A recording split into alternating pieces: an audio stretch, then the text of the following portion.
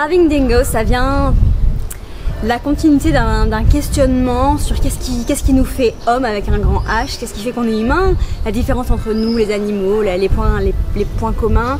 Je suis très intéressée par la notion de la conscience de notre finitude. Donc il y a la continuité de ce questionnement-là, savoir que notre vie a une fin, est-ce que c'est pas le chemin tout droit vers la folie? Donc voilà. Pour ce spectacle-là, je voulais approcher cette question sous l'angle de la folie. Et puis Starving Dingoes, ça réfère aussi à ces chiens, les dingos, qui sont une race de chiens non domptés, qui sont très souvent sur des plages. Enfin, moi, je les ai vus sur des plages en Australie. Ils sont maigres, ils sont affamés, ils sont constamment à la recherche de nourriture. Et un peu comme nous, un petit peu nos âmes constamment à la recherche de nourriture terrestre, céleste. Enfin, voilà, il y a cette idée d'urgence, de vie. Dans cette pièce. Et puis il y a tout un tas d'autres questionnements bien sûr qui entrent en compte, enfin qui sont entrés en compte en tout cas dans la création. Il y a un questionnement un peu plus scientifique, et puis il y a un questionnement plus sociétal. Voilà, on extrapole après la pièce à d'autres questions.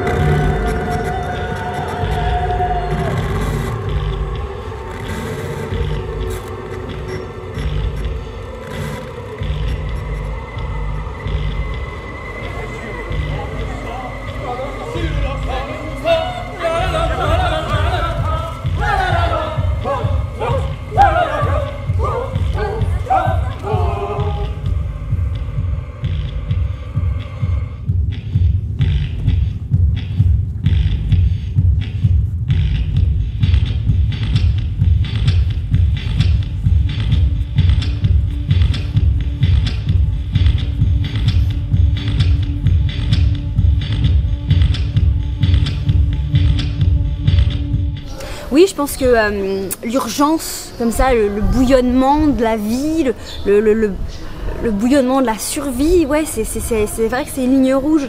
Mais je pense que c'est une ligne rouge parce que y a le questionnement de la mortalité et donc il y a l'évidence du court temps qu'on a.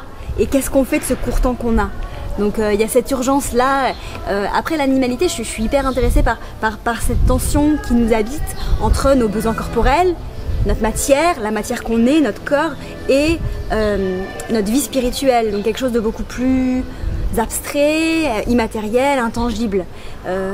Et j'ai envie, enfin, je pense que nous sommes un peu à l'intersection de cette vie corporelle et de cette vie spirituelle et l'humain.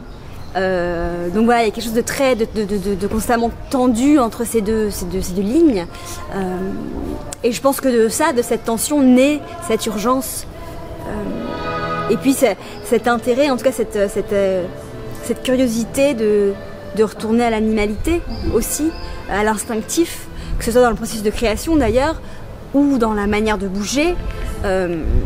Il y a quelque chose d'assez, je trouve, intéressant dans un mouvement ou dans un mouvement brut, un mouvement brutal. Ouais, je trouve que c'est porteur de beaucoup de fragilité en fait. Le plus brut, le plus fragile.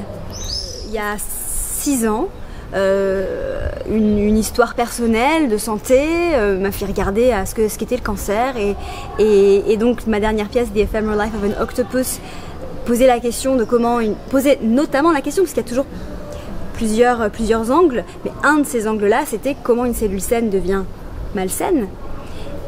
Et moi qui n'étais pas du tout scientifique, j'ai découvert tout un monde que je pensais absolument incompréhensible, inaccessible, trop compliqué pour moi.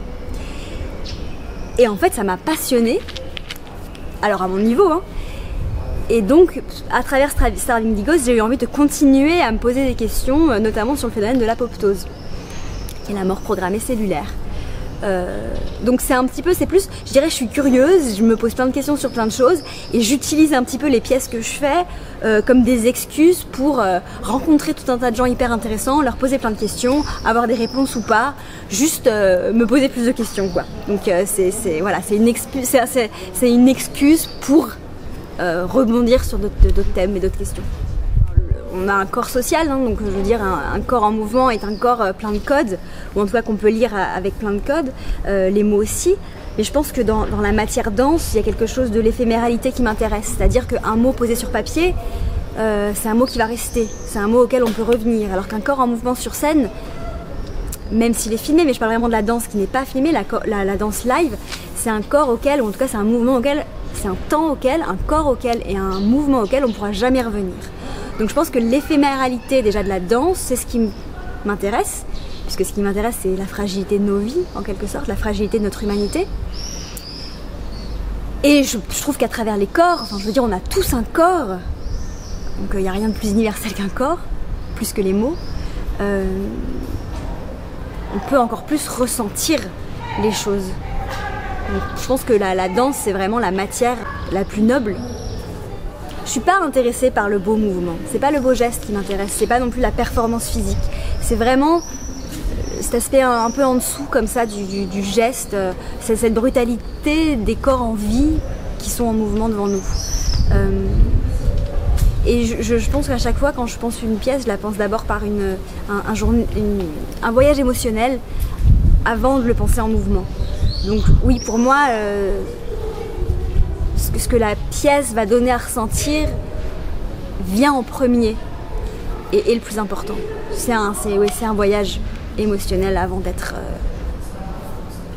une performance physique. Je crois qu'il y a d'abord moi en tant que spectatrice, quand je vais au théâtre, j'ai envie d'être transpercée, j'ai envie que mon âme elle soit smashed et j'ai envie vraiment d'être transpercée par ce que je vois. Donc j'ai envie de pouvoir offrir quelque chose qui transperce les âmes. C'est un peu voilà, mais parce que pour moi c'est en tout cas c'est ce qui m'intéresse tout simplement moi en tant que spectatrice. Donc je pense que assez simplement je fais des choses que j'aime voir et que j'aime ressentir en espérant que je sois pas la seule. Et je pense que si ça peut permettre aux gens d'oublier un petit peu ce qui se passe en dehors du spectacle pendant 1 heure, si ça peut leur permettre de se détacher d'un quotidien, d'un monde, et puis si ça peut les faire réfléchir, parce qu'encore je disais, on extrapole aussi pas mal les choses au niveau de la lecture du spectacle. On parle de dysfonction beaucoup, on parle d'un élément dysfonctionnel dans un groupe, mais ça peut être un pays, un politicien, une politicienne, ça peut être un membre dans un groupe, d'une famille. Donc hier on m'a beaucoup parlé d'enfance, beaucoup de gens m'ont dit qu'ils avaient vu beaucoup d'enfance sur scène, donc si ça peut les faire oublier leur quotidien et les faire réfléchir, les faire voir le monde différemment, alors c'est une petite victoire.